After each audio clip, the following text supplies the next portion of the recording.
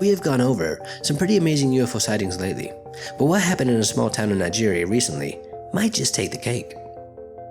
A local man was working in his very popular tea shop in the early morning when he suddenly became aware of an extremely bright light in the sky.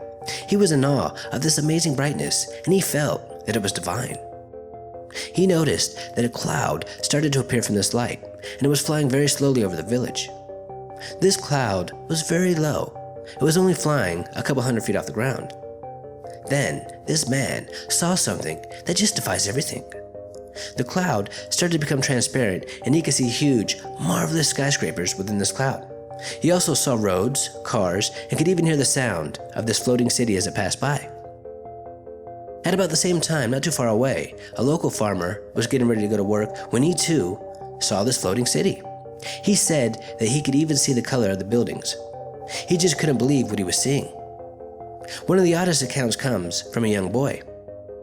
He said that he saw the floating city flying through the trees, and he was very surprised when none of the trees were damaged. It's as if it wasn't physically there, but yet he could very clearly see this huge city. Now, if it was only one person claiming to witness this amazing sighting, then I'm sure most of us wouldn't take them or the sighting very seriously. But the shocking thing about this mass UFO sighting is pretty much every man, woman, and child within the village saw the exact same thing. There's no doubt in my mind that these people witnessed something pretty amazing. Another thing that struck me as odd is not one person who witnessed this was afraid. They all felt as if this floating city was divine, making this one of the most amazing mass UFO sightings of all time because it's just so bizarre. This small town in Nigeria is extremely religious and extremely peaceful. After the sighting, the people within the village are now convinced that on that day they made a connection with the spirit world, or in their own words, the jinn world. Now, after doing some research on this amazing case, I found out that this is not the only mass sighting of a floating city. Not too long after this incident, there was another mass sighting over China. Thousands of people in the city of Foshan were shocked when they saw a low-flying cloud that had a huge city within it. And this time, they got footage. The people in Foshan could not believe what they were seeing. Onlookers stopped what they were doing and just stared in disbelief as they were watching this huge, floating city slowly cruise above them. And these witnesses reported seeing the exact same thing as the Nigerians. A couple of days after this incident, in another Chinese province not too far away, they too came face to face with this huge flying city.